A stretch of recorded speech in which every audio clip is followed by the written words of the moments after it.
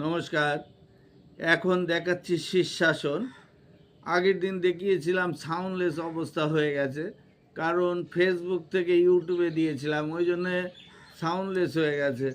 ও আমরা ধরতে পারিনি কি টেকনিক্যাল প্রবলেম ঘটেছে। যাই হোক, এখন দেখাচ্ছি শীর্ষাসন। শীর্ষাসন করলে কি হয়? বুদ্ধিদীপ্ত মন হয়, ব্রেনের শক্তি বাড়ে, বডির সমতা বজায় রাখে, পায়ের রক্ত মাথায়, মাথার রক্ত পায়ে আসে। আপনার কিন্তু মনে রাখবেন, যাদের হাই প্রেশার আছে তারা যেন করতে না যায় প্রথমে একদিনে, কিন্তু করতে হবে আপনার ধীরে ধীরে।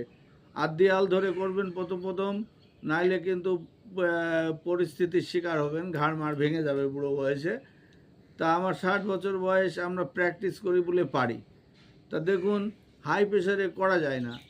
আর একটা কথা মনে রাখবেন, শীর্ষাসন করলে শবাসন করা যায় না। একটু শীর্ষাসন করার পরে একটু দাঁড়িয়ে নেবেন।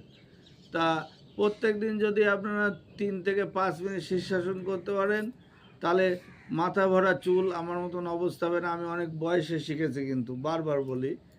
তা বাচ্চাদের যদি শেখাতে পারেন, মাথা ভরা চুল, বুদ্ধিদীপ্ত মন, ব্রেনের শক্তি বাড়ে।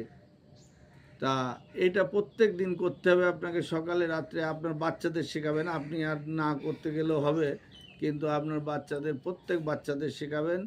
একে শীর্ষাসন বলে। মাথাটা নিচের দিকে, পাটা উপরের দিকে। দেখুন কিভাবে করবেন। মাথার তলায় একটা কিছু দিয়ে নেবেন, এইভাবে। আমি যেরকম চাদরটা দিয়ে নিলাম, মাথা মাটিতে,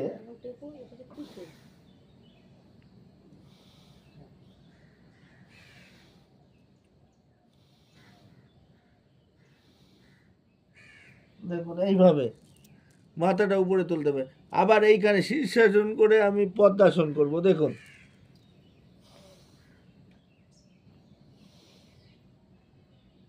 এই যে